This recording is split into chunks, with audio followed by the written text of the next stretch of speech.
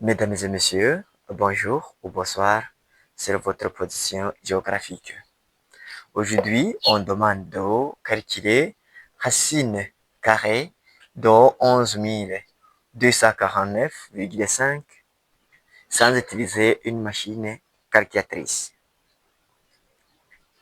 C'était parmi nous connaît les différentes méthodes qu'on peut utiliser pour exactement trouver le racine carrée d'un nombre en utilisant, il y a plusieurs méthodes.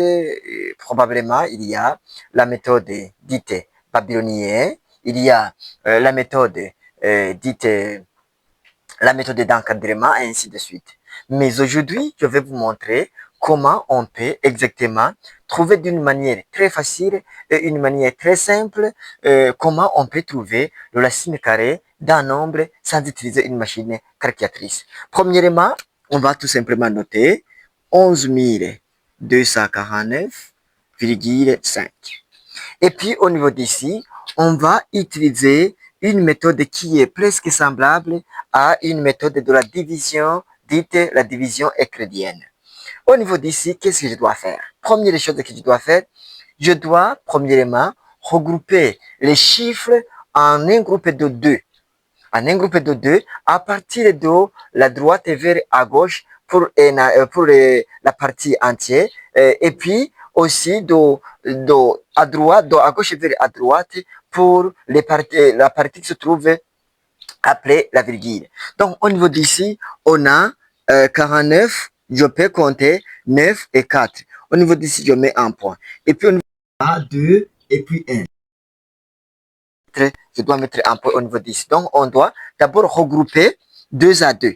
Donc, au niveau d'ici, on peut ajouter que c'est 0. Donc, le 0 qui vient avant un nombre entier, ça ne fait rien. Donc, on peut tout simplement regrouper, donc faire le groupe de deux chiffres. Et puis, au niveau d'ici, vous voyez, on a C,5. Donc, au niveau d'ici, comme c'est un seul chiffre, je peux ajouter aussi 0 et puis on a deux chiffres. Donc, on va tout simplement faire le regroupement de termes de chiffres en faisant un groupe de deux chiffres. Bien, au niveau d'ici, alors, qu'est-ce que je dois faire? Et puis, après regroupement des chiffres, je fais une autre chose qui est très important. Donc, on a le premier groupe, on a 0, 1. Tout simplement, on peut effacer 0. Et puis, il reste combien? Il reste tout simplement 1. Et puis, au niveau d'ici, on va imaginer un nombre que je peux mettre au niveau d'ici et au niveau d'ici. Et puis, on va prendre ce nombre, et puis on va prendre le nombre qui se trouve au niveau d'ici. Et puis, je vais le multiplier par le nombre qui se trouve au niveau d'ici. Et puis, on va trouver un nombre qui est égal ou proportionnel à 1.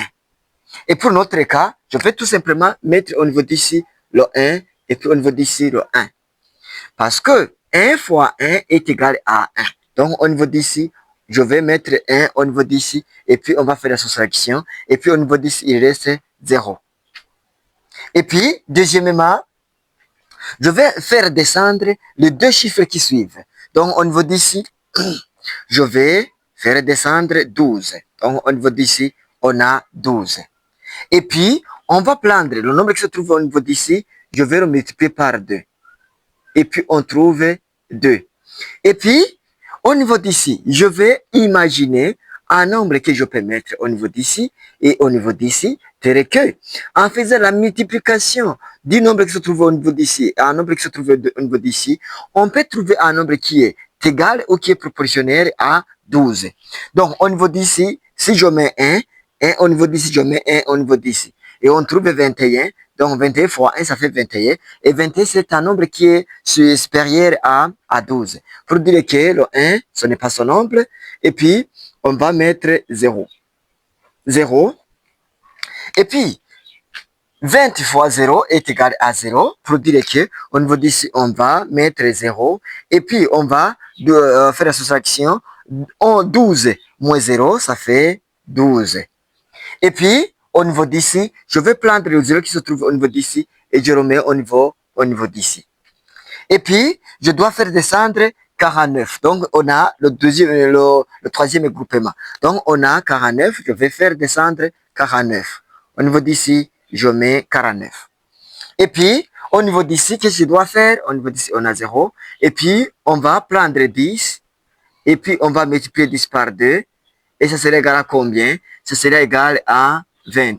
Et puis, on va imaginer alors un nombre qui se trouve au niveau d'ici, donc que je peux mettre au niveau d'ici, et un autre que je peux mettre au niveau d'ici. Le nombre que j'ai mis au niveau d'ici, ça serait la même chose que le nombre qui se trouve au niveau d'ici. Et puis, on va faire la multiplication. Donc, on va faire la multiplication d'un nombre qui se trouve au niveau d'ici et un nombre qui se trouve au niveau d'ici. C'est-à-dire que je dois trouver un nombre qui est égal ou qui est proportionnel à 1249. Donc, je vais mettre combien? Au niveau d'ici, je vais mettre 6. Oui, je vais mettre 6. Et 6 au niveau d'ici. Donc, on a 6 fois 6, ça fait 36. Donc, je peux écrire 36 parce qu'au niveau d'ici, on a 0. Et puis, au niveau d'ici, on a 12. Voilà. On a 1236. Voilà. 1236 est un nombre qui est inférieur à 1249. Donc, on a 1236. Et on va faire la soustraction. Et puis, au niveau d'ici, on trouve combien? On trouve qu'il reste, ça fait 3. Donc, il reste 13. Et puis, au niveau d'ici, je vais prendre le 6 et puis je remets au niveau d'ici. Bien, au niveau d'ici, c'est pas fini parce que après la virgule, on a 50. Donc, il n'y a pas de problème. Au niveau d'ici, je vais tout simplement faire descendre 50. Et puis, au niveau d'ici, on va mettre la virgule au niveau d'ici. Et puis, on va prendre 106 multiplié par 2. Et puis, ça serait égal à combien? 106 multiplié par 2 est égal à 12. Je vais écrire 12 parce qu'au niveau d'ici, on a 0. Et puis, au niveau d'ici, on a 2. Ça fait 212.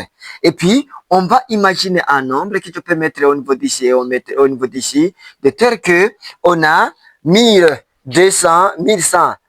Donc, on a un nombre qui se trouve au niveau d'ici et un nombre qui se trouve au niveau d'ici. Tel qu'en faisant la multiplication, on peut trouver un nombre qui est proportionnel ou qui est égal à 1350.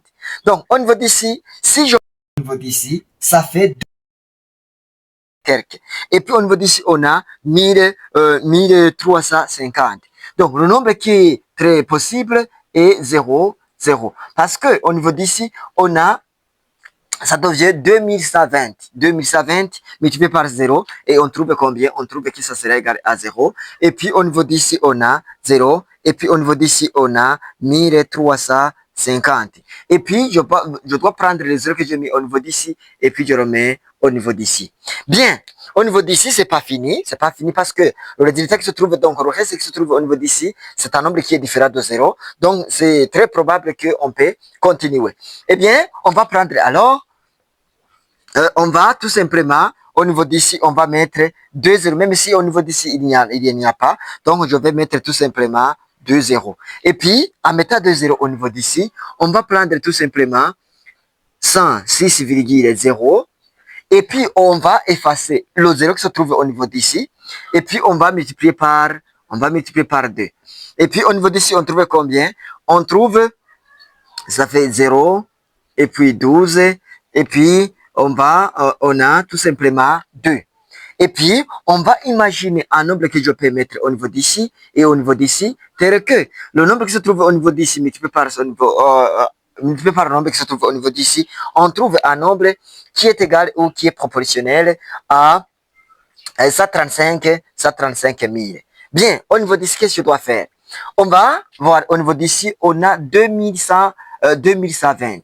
Si je mets 1 au niveau d'ici, hein, on va imaginer, donc je vais mettre 6. Oui, je vais mettre 6 pour vérifier. 6, ça fait 36. Donc, comme au niveau d'ici, il y a 0, je vais écrire 36. Et puis, au niveau d'ici, il y a combien? Ça fait 12. Je mets 2 et puis je garde 1. Et puis, au niveau d'ici, on a 6, ça fait 7. Et puis, au niveau d'ici, on a 12. Voilà. C'est un nombre qui est qui est proportionnel à 135 000 parce qu'au niveau d'ici, on trouve 127 000, 127 236. Donc, au niveau d'ici, on a 127 236. Et en faisant la soustraction, on trouve combien? Au niveau d'ici, ça fait